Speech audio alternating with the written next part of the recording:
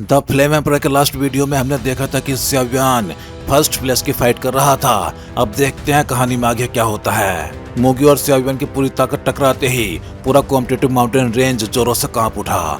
जो heaven and earth energy अब तक पूरी माउंटेन रेंज में शांत थी, वो अचानक पूरी तरह वॉयलेंट हो गई।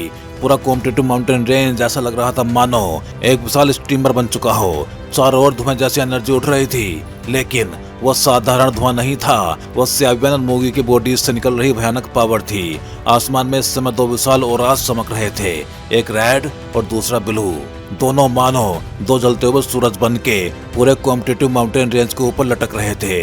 पूरी माउंटेन रेंज की हेवन एंड अर्थ एनर्जी बेकाबू होकर उफनने लगी। ये भयानक सीन देख के बाहर बैठे सभी एक्सपर्ट्स सन्न रह गए। डू तियानफेंग ने गहरी सांस लेते हुए कहा, ये दोनों लड़के सच में हद कर रहे हैं। वह बाहर से शांत दिखाई दे रहा था, लेकिन भीतर ही भीतर पूरी तरह सतर्क हो चुका था, क्योंकि चाहे ज़्यावियन हो या मूगी, दोनों ही ईस्टर्न कॉन्टिनेंट के सबसे बड़े जीनियस थे। वो किसी भी कीमत पर नहीं चाहता था कि इस लड़ाई में किसी की जान चली जाए।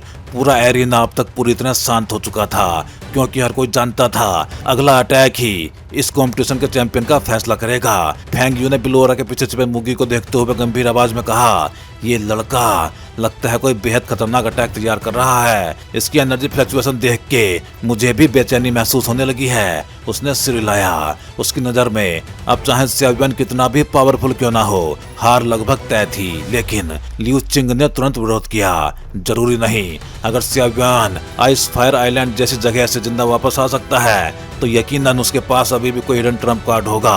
किसी अजीब वजह से लियू चिंग को ज़्यावियन पे पूरा भरोसा था। बाकी सभी ने भी सिर हिलाया। तो फिर देखते हैं आखिर क्या होता है। सभी की निगाहें फिर से कॉम्पिटिटिव माउंटेन रेंज पे टिक गई। अचानक पूरे माउंटेन रेंज के भीतर कान फाड़ देने वाली गर्जनाएं गूंजने लगी। नीचे का विशाल जंगल एक एक करके धराशायी होने लगा। विशाल चट्टानें पल भर में टूट के बिखर गई। यहाँ तक कि मजबूत जमीन पर भी दर्जनों मीटर चौड़े गहरे एब्सिस क्रैक्स दिखाई देने लगे। उसी समय ज़्यावियन की भारी आवाज गूंजी, परगेटरी एरे, मेरे सामने प्रकट हो जाओ। जैसे ही उसकी आवाज समाप्त हुई, जो स्पेस पहले ही टूट चुका था, उसी में अचानक एक विशाल फायरी फॉर्मेशन प्रकट हो गया। कुछ ही पलों में रेड कलर के बर्निंग फॉर्मेशन ने ज़्यावियन और मूगी दोनों को अपने भीतर कैद कर लिया। मूगी की आंखें तुरंत फैल गई। उसने अविश्वास से चिल्ला के कहा, ये कैसे पॉसिबल है? ये फॉर्मेशन फ्लक्चुएशन, तुम बैटल फॉर्मेशन मास्टर हो। मूगी ये अच्छी तरह जानता था कि फॉर्मेशन स्क्रॉल से बनने वाला फॉर्मेशन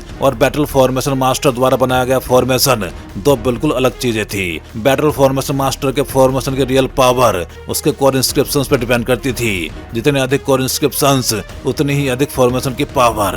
पूरे रेड फॉर्मेशन के भीतर अचानक सैकड़ों फीट लंबा एक विशाल फायर ड्रैगन प्रकट हुआ। वो ज़्यावियन के चारों ओर चक्कर लगाने लगा। उस फायर ड्रैगन से निकलती पावर इतनी भयानक थी कि मूगी भी पहली बार पूरी तरह सतर्क हो गया। उसने गंभीर आवाज में कहा, तो पहले तुमने फॉर्मेशन की पूरी ताकत दिखाई नहीं थी। लगता है ये तुम्हारी बैटल फॉर्मेशन मास्टर की रियल पावर है। उसने तुरंत फॉर्मेशन का आकलन किया। 29,000 कोर इंस्क्रिप्शंस, इतनी पावर 2 स्टार डोवजान पीक एक्सपर्ट को बांधने के लिए काफी है। लेकिन तुम एक बात भूल गए, मैं अब हाफ स्टेप 3 स्टार डोवजान हूँ। इतना कह के वो जोर से हंस पड़ा। ज़्यावियन भी मुस्कुराया, क्योंकि तुम हाफ स्टेप 3 स्टार डोवजान हो, इसीलिए मैंने तुम्हारे लिए ये खास तोहफा तैयार किया है। उसके होठों पे एक पागलपन भरी मुस्कान उभर आई। लेकिन वो जानता था सिर्फ बैटल फॉर्मेशन मास्टर की पावर मूगी को हराने के लिए पर्याप्त नहीं थी। मूगी ने भी ठंडी हंसी के साथ कहा, अगर तुमने मेरे लिए इतना बड़ा गिफ्ट तैयार किया है, तो मुझे भी तुम्हें एक लौटाना चाहिए। अचानक उसकी दहाड़ पूरे फॉर्मेशन में गूंज उठी, रेमनेंट आइस ड्रैगन शैडो। जैसे ही उसकी आवाज गूंजी, पूरे परगेटरी एरे की फायर एनर्जी कांप उठी। यहाँ तक कि फॉर्मेशन के भीतर का टेम्परेचर भी अचानक गिर गया। मूगी के पास अचानक एक विशाल ब्लू आइस ड्रैगन प्रकट हुआ। वो बिल्कुल जिंदा ड्रैगन जैसा दिखाई दे रहा था। उसके शरीर से निकला हुआ दबंग और अहंकारी ड्रैगन और पूरे फॉर्मेशन पर छा गया। उसकी सांसों में ऐसी पावर थी जो हर चीज का विनाश कर सकती थी। उसने सीधे ज़्यावियन को लॉक कर लिया। ज़्यावियन ने यह सीन देख के हल्की मुस्कान दी। कमाल है, होली रैंक टॉप लेवल डोव स्किल। ली सिटी का नंबर 1 जीनियस कहलाना सच में बेकार नहीं है। लेकिन उसकी आंखों में डर का नामो निशान तक नहीं था, केवल भयंकर युद्ध की इच्छा जल रही थी। मूगी ने आखिरी बार पूछा, स्याबियान, मैं तुम्हें एक आखिरी मौका देता हूँ, क्या तुम हार मानते हो? वो इस समय किसी संसार के शासक जैसा दिखाई दे रहा था। स्याबियान ने बिना एक पल सोचे उत्तर दिया, अगर तुम मेरा ये अटैक झेल गए तो फर्स्ट रैंक मैं तुम्हें खुद सौंप दूंगा। इतना कहते ही उसने अपने बॉडी की सारी डोबची एक साथ एक्टिवेट कर दी। अंतिम निर्णायक टक्कर शुरू होने वाली थी। मूगी ने अफसोस भरी सांस ली। अगर यही तुम्हारा फैसला है तो यहीं समाप्त हो जाओ। उसने अचानक दहाड़ लगाई। Remnant ice dragon shadow destroy. सैकड़ों मीटर लंबा विशाल आइस ड्रैगन पूरे फॉर्मेशन में गर्जना करता हुआ दौड़ पड़ा। जहां जहां वो गुजर रहा था वहां का स्पेस फटता जा रहा था। उसकी पावर इतनी भयानक थी मानो वो हर चीज को मिटा देगा। वो सीधा स्याबियन की ओर टूट पड़ा। स्याबियन ने ठंडी आवाज में कहा, बहुत जबरदस्त प्रेशर है। फिर उसने गरज के कहा, परगेटरी एरे, इसे बांध दो। तुरंत पूरे फॉर्मेशन की फ्लेम अनगिनत फायर ड्रैगन्स में बदल गई। वो लगातार आइस ड्रैगन पे टूट पड़े, लेकिन उसी समय स्याबियन की उंगलियों पे उसकी पूरी डोबची इकट्ठा होने लगी। एक बेहद भयानक पावर धीरे धीरे आकार लेने लगी। लेकिन फायर ड्रैगन से जैसे ही आइस ड्रैगन से 10 मीटर की दूरी पे पहुंचे, उनकी सारी फ्लेम आइस ड्रैगन की भयानक ठंड के सामने तुरंत बुझ गई। वो पल भर में नष्ट हो गए। स्याबियन मनी मन बोला, इसे रोकने के लिए कम से कम 31,000 कोर इंस्क्रिप्शंस चाहिए। अब केवल फॉर्मेशन से काम नहीं चलेगा। अगले ही पल उसके सोल रैम के भीतर सोल पावर समुद्र की लहरों की तरह उमड़ पड़ी। उसने जोर से कहा, यू मिंगतियान सोक। भयंकर सोल पावर सीधे मूगी की ओर टूट पड़ी। ओह, मूगी ने दर्द से चीख मारी। उसने कभी नहीं सोचा था कि स्याबियान सोल अटैक भी कर सकता है, लेकिन उसने दर्द की बिल्कुल परवाह नहीं की। उसने अपने बॉडी के भीतर बची हुई सारी डोबची आइस ड्रैगन में डाल दी। अगले ही पल आइस ड्रैगन ने स्याबियन के सोल अटैक को जबरदस्ती तोड़ दिया और फिर सीधे स्याबियन पे अटैक कर दिया। अगर ये अटैक लग जाता तो स्याबियन मरता नहीं तो भी निश्चित रूप से अपंग हो जाता। उसी समय स्याबियन गरजा, स्काई कॉलिंग फिंगर। उसने अपनी उंगली आइस ड्रैगन की ओर बढ़ा दी। पूरा फॉर्मेशन कांप उठा। पहाड़ और धरती हिलने लगे, लेकिन ये अटैक केवल आइस ड्रैगन की स्पीड थोड़ी कम कर पाया। स्याबियन ने फिर गरज के कहा, second finger, sky breaking finger. एक चमकदार सोलर बीम उसकी उंगली से निकल के आइस ड्रैगन से टकराई। दोनों पावर्स कुछ पल तक बराबरी पे रही, लेकिन आखिरकार सिल्वर फिंगर भी टूट गई। स्याबियन के चेहरे पर थकान साफ दिखाई देने लगी। फिर भी उसने आखिरी बार अपनी उंगली उठाई, धीरे से बोला, third finger, breaking mountains and rivers. उसने अपने बॉडी की बची हुई आखिरी डोबची भी उस उंगली में डाल दी। ठीक उसी पल जब आइस ड्रैगन उसके सामने पहुंच चुका था, उसने अपनी उंगली आगे बढ़ा दी। उसी पल पूरे फॉर्मेशन में शीशे टूटने जैसी आवाज गूंज उठी। दूर से ऐसा लग रहा था मानो पूरा फॉर्मेशन एक टूटे हुए आईने की तरह बिखरने वाला हो। स्याबियन ने मूगी की ओर देखते हुए दहाड़ लगाई, मूगी, सब खत्म हो गया, ब्रेक इट। उसकी सांसें बेहद कमजोर हो चुकी थी, लेकिन उसकी आंखें अभी ठंडी और दृढ़ थीं। अचानक उसके पीछे का आसमान फट गया। एक विशाल सैकड़ों फीट लंबी गोल्डन जायंट फिंगर बादलों को चीरते हुए नीचे उतरी। वो स्पेस को तोड़ती हुई सीधे आइस ड्रैगन से टकराई। मूगी का चेहरा पहली बार पूरी तरह बदल गया, क्योंकि उसे महसूस हो चुका था ये अटैक उसके रेमनेंट आइस ड्रैगन शैडो के बराबर था। गोल्डन जायंट फिंगर ने आइस ड्रैगन को सामने से टक्कर मारी। सिर्फ कुछ ही सेकंड्स में अजय दिखने वाला आइस ड्रैगन टूटने लगा। फिर वो पूरी तरह बिखर गया। मुट्ठी जितने बड़े बड़े बर्फ के टुकड़े आसमान से गिरने लगे। मूगी ने कांपती हुई आवाज में कहा, स्याबियन, तुम जीत गए। इतना कहते ही उसने बुलेट की एक बड़ी उल्टी की और बेहोश होकर नीचे गिर पड़ा। लेकिन तभी स्याबियन का चेहरा अचानक बदल गया। उसने देखा गोल्डन जायंट फिंगर अभी तक गायब नहीं हुई थी। वो अब भी मूगी की ओर बढ़ रही थी। अगर वो लग जाती तो मूगी उसी पल मारा जाता। स्याबियन ने अपनी बची हुई आखिरी ताकत से जोर से चिल्लाया, थर्ड मास्टर, बहुत देर हो जाएगी। डूतियान फैंग पहले से ही तैयार था। स्याबियन की आवाज सुनते ही वो तुरंत बिजली की स्पीड से मैदान में पहुंच गया। उसने भी नहीं सोचा था कि स्याबियन की थर्ड स्काई फिंगर इतनी पावरफुल होगी। यह अटैक पूरी तरह होली रैंक डॉग टेक्निक के लेवल पे पहुंच चुका था। कुछ ही पल बाद सब कुछ शांत हो गया। स्याबियन ने धीरे धीरे आंखें बंद करते हुए बुदबुदाया, सब खत्म हो गया, मैं चैंपियन बन गया, अब थोड़ा आराम। उसकी पलकों पर भारीपन छा गया। असीम थकान ने उसके पूरे शरीर को घेर लिया और अगले ही पल वो अभी बेहोश होकर गिर पड़ा। एरिना के बाहर बैठे सभी लोग काफी देर तक कुछ बोल ही नहीं पाए। दोनों लोगों को बेहोश होता देख के पूरा मैदान शोक में था। फिर किसी ने धीरे से कहा, सियावियन चैंपियन बन गया। बिस्तर पर लेटे सियावियन के शरीर से हड्डियों के धीरे धीरे खिंचने और खुलने की आवाज आने लगी। फाइनल बैटल के बाद सियावियन पूरे 5 दिनों तक बेहोश रहा। 5वें दिन जाके आखिरकार उसकी आंखें खुली। इन 5 दिनों के दौरान यूरेन और ल्यूचिंग लगभग हर समय उसके पास ही रहीं। दोनों उसकी देखभाल में इतनी बिजी थी कि एक पल के लिए भी उसे अकेला छोड़ना नहीं चाहती थी। उनकी इस हरकत को देख के अनगिनत एक्सपर्ट्स जल भुन गए, लेकिन कोई कुछ कर भी नहीं सकता था, क्योंकि अब सियावियन ऐसा व्यक्ति बन चुका था जिसे छेड़ने की हिम्मत किसी में नहीं थी। दूसरी ओर मूगी की हालत सियावियन से भी ज्यादा खराब थी। वो पूरे 10 दिनों तक बेहोश पड़ा रहा। हालांकि आखिर में चैंपियन सियावियन बना था, फिर भी सियावियन मूगी की ताकत को हल्के में बिल्कुल नहीं ले रहा था। आखिर मूगी एक हाफ स्टेप 3 स्टार डोजियन था। उसकी डोव टेक्निक्स भी बेहद पावरफुल थी और उसकी आइस एट्रीब्यूट डोवची भी असाधारण थी। अगर सियावियन के पास स्काई फिंगर की 3rd फिंगर न होती तो शायद आज चैंपियन की ट्रॉफी मूगी के हाथ में होती, लेकिन स्काई कालिंग फिंगर की 4 फिंगर्स अपने पीक पे गोल्ड रैंक डोव टेक्निक के बराबर मानी जाती थी। उनके सामने सिर्फ होली रैंक डोव टेक्निक्स कुछ भी नहीं थी। सियावियन बिस्तर पर बैठा बैठा दोनों की पूरी फाइट को अपने दिमाग में दोबारा याद करने लगा। फिर उसने धीरे से कहा, मूगी के आइस एट्रीब्यूट में कुछ अलग था। वो नॉर्मल आइस कल्टीवेटर्स जैसा बिल्कुल नहीं था। उसे साफ याद था जब दोनों कॉम्पिटिटिव माउंटेन रेंज में लड़ रहे थे, तब मूगी की आइस एट्रीब्यूट पावर उसकी फ्लेम को हल्का सा दबा रही थी। उसी समय सोलिटर लॉर्ड की आवाज उसके मन में गूंजी। ये तो स्वाभाविक है, मूगी के शरीर में शायद आइस सीड मौजूद है। सियावियन चौंक गया। Ice seed? उसने हैरानी से पूछा, लेकिन सिर्फ नाम सुनकर ही उसे महसूस हो गया ये कोई नॉर्मल चीज नहीं थी। सोलिटर लॉर्ड ने समझाना शुरू किया, जिसे आइस सीड कहते हैं वो हेवन एंड अर्थ का एक अद्भुत ट्रीजर होता है। वो किसी व्यक्ति के एट्रीब्यूट और डोवची को छिपे हुए तरीके से कई गुना बढ़ा देता है। इस वर्ल्ड की हर पावर अपने अपने अलग एट्रीब्यूट रखती है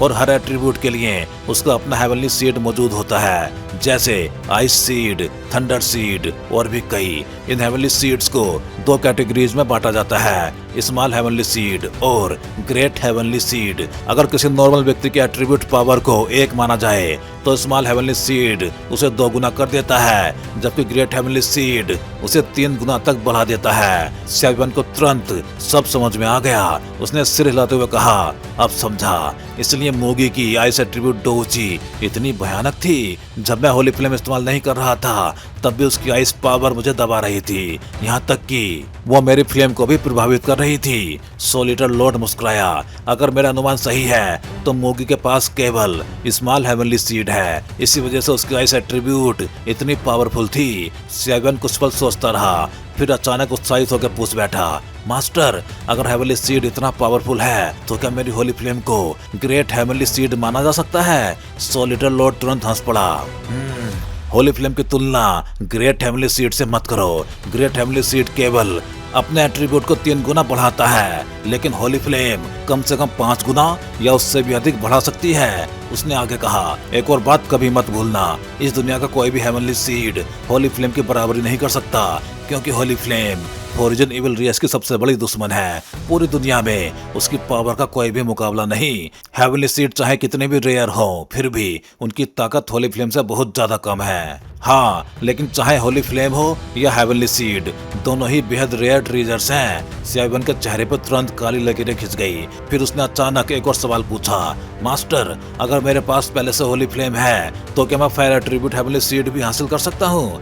अगर दोनों की पावर एक साथ मिल जाए तो मेरी फायर एट्रीब्यूट और भी ज्यादा भयानक नहीं हो जाएगी? सोलिटर लॉर्ड कुछ पल चुप रहा, फिर बोला, ये मैंने कभी ऐसा उदाहरण नहीं देखा। होली फ्लेम और हेवनली सीड दोनों की पावर साथ में इस्तेमाल हो सकती है या नहीं, ये मैं नहीं जानता, लेकिन अगर फ्यूचर में मौका मिले तो कोशिश जरूर करना। फिर उसकी आवाज और गंभीर हो गई, और फोर्ज सुअर थंडर वैली मास्टर के शरीर में मौजूद एविल पावर से सावधान रहना। उसके पास भी शायद हेवनली सीड है, फिर भी फोर्जन इविल रेस उसे करप्ट कर चुकी है। इससे अंदाजा लगाया जा सकता है कि फोर्जन इविल रेस की पावर कितनी भयानक है। स्यावियन ने गंभीरता से सिर हिलाया। जी मास्टर। कुछ देर बाद वो बिस्तर से उतर गया। अपने आप से बोला, पहले ऑक्शन हाउस चलते हैं, कुछ जरूरी मेडिसिनल इंग्रेडिएंट्स खरीदने होंगे। आखिर थंडर वैली मास्टर ने कहा था कि रिवार्ड देने के बाद मुझे ट्रेजर पैविलियन में जाके उसके शरीर से इविल पावर निकालनी होगी। फोर्जन इविल रेस की किंग लेवल इविल पावर को बिल्कुल भी हल्के में नहीं लिया जा सकता। इतना कह के स्यावियन कमरे का दरवाजा खोल के बाहर निकल गया। उधर अल्केमिस्ट एसोसिएशन के अंदर कोर्टयार्ड में दो लोग आपस में बातें कर रहे थे। एक ने गहरी सांस लेकर कहा, सच कहूं, मैंने कभी नहीं सोचा था कि फर्स्ट स्टेज का चैंपियन स्यावियन बनेगा। उसने सच में सबको चौंका दिया। हुआ फिर भी बेबस होकर मुस्कुराया। वो आदमी सच में मॉन्स्टर है। 2 स्टार डोजियन मिड स्टेज की पावर से हाफ स्टेप 3 स्टार डोजियन मूगी को हरा दिया। इस बार ईस्टर्न कॉन्टिनेंट कंपटीशन का सबसे बड़ा डार्क हॉर्स यही स्यावियन है। तभी टेन चैन ने गंभीर आवाज में पूछा, वाफी, सेकंड स्टेज के लिए तुम्हें कितना भरोसा है? वाफी कुछ पल चुप रहा, फिर धीरे से बोला, master, second stage soul power का कंपटीशन है, लेकिन 7 की सोल पावर बहुत ज्यादा पावरफुल है। फर्स्ट स्टेज देख के इतना तो साफ हो गया कि स्यावियन कोई नॉर्मल इंसान नहीं है। मैं केवल टॉप 3 की गारंटी दे सकता हूँ। फर्स्ट रैंक, उसके बारे में मैं कुछ नहीं कह सकता। इतना कहते हुए हुआफी ने हल्के से अपने होठ काट लिए। इतना घमंडी होने के बावजूद स्यावियन के सामने उसे खुद पे शर्म महसूस हो रही थी। टेन चैन मुस्कुराया, टॉप 3 भी काफी है। इस ईस्टर्न कॉन्टिनेंट कॉम्पिटिशन ने तुम जैसे प्राउड जीनियस का घमंड भी तोड़ा है। ये भी एक तरह की ट्रेनिंग है। ईस्टर्न कॉन्टिनेंट कॉम्पिटिशन खत्म होने के बाद 4 कॉन्टिनेंट्स कॉम्पिटिशन तुम सबके लिए रियल स्टेज होगा। इसी समय थंडर वैली के सीक्रेट चैम्बर में डू तियानफेंग धीरे से बोला, वैली मास्टर, जैसा आपने कहा था, फर्स्ट स्टेज चैंपियन वाकई स्यावियन ही बना है। डू तियानहोंग मुस्कुराया। इस लड़के के पास अभी भी कई छुपे हुए ट्रम्प कार्ड्स हैं। उसने होली फ्लेम यूज किए बिना हाफ स्टेप 3 स्टार डोजियन मोगी को हरा दिया। इसका मतलब उसकी फायर एट्रीब्यूट डोची होली फ्लेम द्वारा पूरी तरह टेम्पर हो चुकी है। अगर उसने होली फ्लेम का इस्तेमाल किया होता तो मेरे जैसे ग्रेट हेवन एक्सपर्ट के लिए भी उसे संभालना आसान नहीं होता। कुछ देर बाद उसने कहा, उसे कुछ दिन आराम करने दो, उसके बाद फर्स्ट स्टेज के रिवार्ड्स बांटो और उसके बाद सेकंड स्टेज शुरू होगी। इतना कह के डू तियानहोंग वहां से गायब हो गया। उसे अच्छी तरह पता था आगे उन्हें फोर्जन इविल रेस की इविल पावर का सामना करना होगा और उन्हें हर हाल में उस इविल पावर को सील करना होगा, क्योंकि अगर जरा सी भी गलती हुई तो स्यावियन के शरीर पे ऐसे घाव बन जाएंगे जो कभी नहीं भर पाएंगे।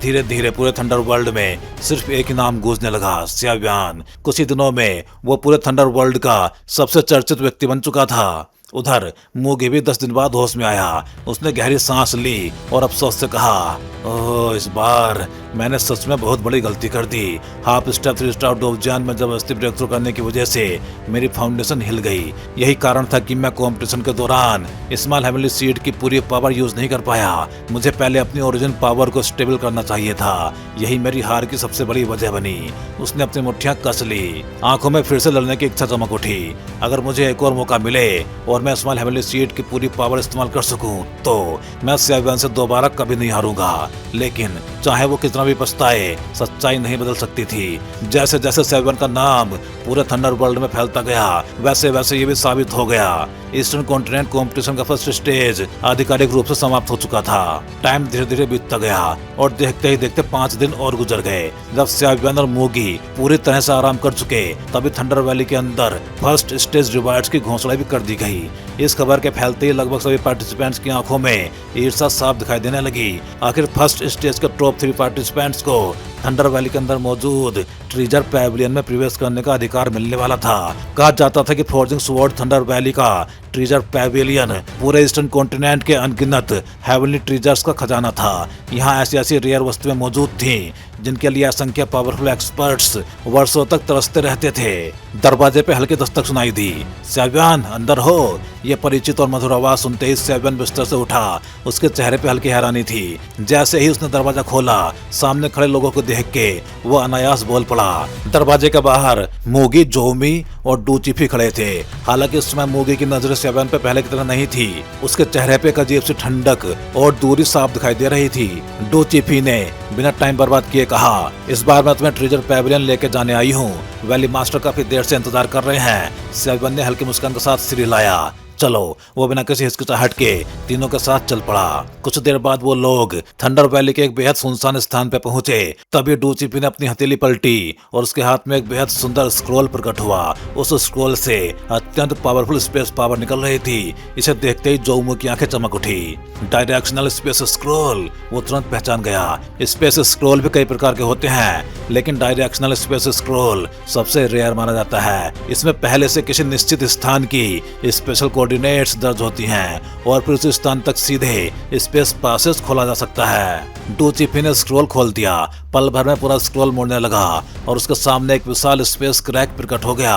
उस क्रैक के भीतर स्पेस लगातार लहरों की तरह हिल रहा था। डूचिपी सबसे पहले बोली, चलते हैं। तीनों ने एक दूसरे की तरफ देखा और बिना किसी झिझक के उस स्पेस पासेज में प्रवेश कर गए। कुछ ही सांसों बाद चारों लोग स्पेस टनल से बाहर निकल आए। जैसे ही वो बाहर आए, सेवन की आंखें हल्की सी फैल गई। यहाँ की हेवन एंड अर्थ एनर्जी पहले वाले थंडर वर्ल्ड की तुलना में कई गुना अधिक डेंस थी। ऊपर आसमान में लगातार भयंकर थंडर गरज रही थी। उनके पैरों के नीचे ब्लू कलर के विशाल पत्थर बिछे हुए थे, जिनमें अत्यंत वॉयलेंट थंडर एनर्जी समाई हुई थी। इन पत्थरों से मिलके एक विशाल गोलाकार स्क्वायर बना था और उस स्क्वायर के बिल्कुल बीचों बीच बादलों को चीरती हुई एक विशाल इमारत खड़ी थी। वो थी ट्रेजर पैविलियन। उसी समय उस विशाल भवन के सामने एक विशालकाय व्यक्तित्व दिखाई दिया। उसका पूरा शरीर मानो चांदी जैसे थंडर ऑरा से ढका हुआ था। वो मुस्कुराया और बोला, तुम तीनों का हमारे फ्रोजन नाइफ थंडर वैली में स्वागत है। यही थंडर वैली का ट्रेजर पैविलियन है और इस स्थान पे तुम्हें फर्स्ट स्टेज का रिवार्ड मिलेगा। जैसे ही मूगी और जोमी ने उस व्यक्ति को पहचाना, दोनों के चेहरे बदल गए। वैली मास्टर, उन्होंने एक साथ सम्मानपूर्वक कहा। उन्हें बिल्कुल उम्मीद नहीं थी कि खुद फोर्जिंग वैली मास्टर उनके रिवार्ड्स बांटने आएंगे। ये वही व्यक्ति था जिसे पूरे ईस्टर्न कॉन्टिनेंट का रियल ओवरलॉर्ड माना जाता था। तभी डूचिपी मुस्कुराई, डैड मैं चलती हूँ। उसने शरारत से चेहरा बनाया और जाने लगी, लेकिन वैली मास्टर ने मुस्कुराते हुए उसे रोक लिया। तुम भी साथ चलो, ट्रेजर पैविलियन तुम्हारा भी है। शायद तुम्हें भी कोई ऐसी चीज मिल जाए जो तुम्हारे लिए बनी हो। इसी मौके का फायदा उठा लो। उन्होंने बेटी की तरफ बेहद स्नेह से देखते हुए कहा। ये सुनकर सेवन, मूगी और जोमी तीनों के चेहरे पे अजीब सा भाव आ गया। वैली मास्टर ने हल्की मुस्कान के साथ अपना हाथ उठाया। अगले ही पल उसकी हथेली पे 3 सुंदर स्टोरेज रिंग्स प्रकट हुए। उसने वो रिंग्स सीधे सेवन, मूगी और जोमी की ओर उछाल दिए। ये तुम्हारे फर्स्ट स्टेज रिवार्ड्स हैं। सेवन ने तुरंत अपनी सोल पावर उस रिंग के अंदर भेजी। जैसे ही उसकी कॉन्शियसनेस रिंग के भीतर पहुंची, वो शॉक्ड रह गया। करीब कई सौ वर्ग मीटर के विशाल स्टोरेज स्पेस के बीचों बीच असंख्य सिल्वर जैसी बिजली इकट्ठा हो रही थी। उन थंडर बोल्ट्स के केंद्र में एक छोटा सा सिल्वर स्क्रॉल रखा हुआ था, लेकिन उस स्क्रॉल से एक ऐसा विनाशकारी ऑरा निकल रहा था जिससे सेवन का दिल तक कांप उठा। थंडर गॉड स्क्रॉल, उसने मन ही मन बुदबुदाया। वैली मास्टर ने समझाते हुए कहा, thunder God scroll normal scroll नहीं है। इसे हमारी थंडर वैली की विशेष व्यवस्था के अंदर सुरक्षित रखा जाता है। इसे कभी भी जबरदस्ती मत खोलना। अगर इसकी प्रोटेक्शन नष्ट हुई तो स्क्रॉल भी उसी पल नष्ट हो जाएगा।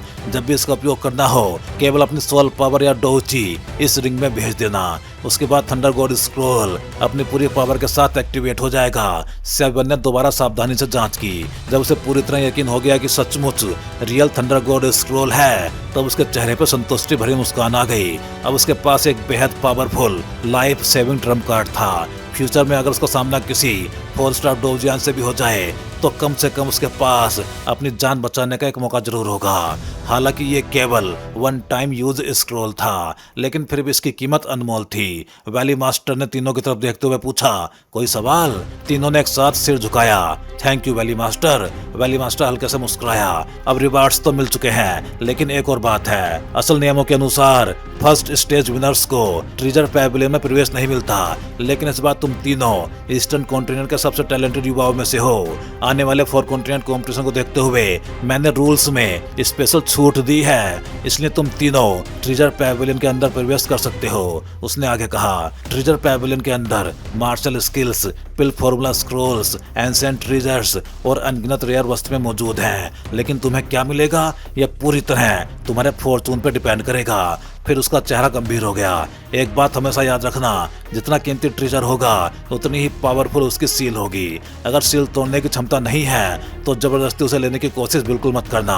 तीनों ने एक साथ उत्तर दिया। जी। सियावियान के चेहरे पर भी उत्साह साफ दिखाई दे रहा था। उसे ट्रेजर पैवेलियन के बारे में ज्यादा जानकारी नहीं थी, लेकिन मोगी और जोमी की स्थिति बिल्कुल अलग थी। दोनों अच्छी तरह जानते थे कि ट्रेजर पैवेलियन के अंदर रखी एक साधारण सी वस्तु भी बाहर की दुनिया में अनमोल मानी जाती है। अगर वहां से कोई ग्रेट ट्रेजर मिल जाए तो किसी का भी कल्टीवेशन हजारों मील आगे बढ़ सकता था। उसी समय डू चिफी की नजरें उस आसमान छूती इमारत पे टिक गई। उसकी आंखों में अचानक अजीब सा बदलाव आया। उसने मन ही मन महसूस किया, ट्रेजर पैवेलियन के अंदर जैसे कोई चीज मुझे बुला रही है। उसी पल उसके माथे पे बेहद मिस्टीरियस रूंस हल्के से चमकने लगे। वो रूंस बिल्कुल वैसे ही थे जैसे सियावी के माथे पे मौजूद री इनकारनेशन मार्क्स। लेकिन किसी का भी ध्यान उसकी इस असामान्य स्थिति पे नहीं गया। वैली मास्टर की गंभीर आवाज एक बार फिर गूंज उठी। अगर तुम सब तैयार हो तो अब ट्रेजर पैवेलियन में प्रवेश करो। याद रखना, तुम्हारे पास केवल 1 महीना है। 1 महीने के बाद यदि तुम बाहर नहीं आए तो ट्रेजर पैवेलियन खुद तुम्हें बाहर फेंक देगा। सियावियान ने सामने खड़ी उस मिस्टीरियस इमारत की ओर देखा। उसकी आंखों में उत्साह चमक उठा। पता नहीं इस ट्रेजर पैवेलियन के अंदर मुझे ऐसा कौन सा ट्रेजर मिलेगा जो वास्तव में मेरे काम आए। लेकिन वो बिल्कुल नहीं जानता था कि उसी समय डू चिपी के शरीर में एक मिस्टीरियस चेंज शुरू हो चुका था। और तभी सियावियान के भीतर मौजूद सोल ईटर भी धीमी आवाज में बुदबुदाया, ये लड़की शायद ट्रेजर पैवेलियन के अंदर मौजूद किसी चीज के साथ रेजोनेंस बना रही है। तो भाई लोग, इस वीडियो में बस इतना ही। चलिए फिर जल्दी ही मिलते हैं अगले वीडियो में। सभी चैनल मेंबर्स का बहुत बहुत धन्यवाद, क्योंकि भाई आप सभी मेंबर्स की वजह से काफ़ी बूस्ट मिला है इस चैनल को, और मुझे भी काफ़ी ज़्यादा मोटिवेशन मिला है, जिससे कि मैं द फ्लेम एम्परर सीरीज को लगातार अच्छे से एक्सप्लेन कर सकूं। उम्मीद है आप सभी लोग, फिर चाहे चैनल मेंबर्स हों या फिर सब्सक्राइबर्स, ऐसे ही एनिमेटेड मूवीज के साथ बने रहेंगे। अगर आप चैनल मेंबर्स नहीं हो लेकिन चैनल मेंबरशिप ज्वाइन करके सपोर्ट करना चाहते हो तो आप भी कोई भी एक चैनल मेंबरशिप ज्वाइन कर सकते हो। चैनल मेंबरशिप ज्वाइन करना बहुत आसान होता है। आप चैनल पेज पे जाके इस ज्वाइन बटन को क्लिक कर सकते हो। इस पे क्लिक करते ही आपको सारे मेंबरशिप प्लान दिखाई देंगे, और फिर आप जो भी प्लान ज्वाइन करना चाहते हो उस पे क्लिक कर सकते हो। फिर आप इस ज्वाइन बटन पे क्लिक करोगे। इस पे क्लिक करते ही आपको ये पेज दिखाई देगा। यहाँ आने के बाद आप अपना पेमेंट मेथड सेलेक्ट कर सकते हो, यूपीआई या कोई और मेथड। फिर आप जैसे ही इस बाई बटन पे क्लिक करोगे आपको एक क्यूआर कोड दिखाई देगा। ये क्यूआर कोड जिसको स्कैन करके आप अपना पेमेंट प्रोसेस कंप्लीट कर सकते हो, और बस अब आप भी बन जाओगे इस चैनल के एक मेंबर, और अब आपको अभी अपने प्लान के हिसाब से अर्ली वीडियो एक्सेस मिलना स्टार्ट हो जाएगा। तो भाई लोग, एक बार फिर से आप सभी मेंबर्स का दिल से धन्यवाद।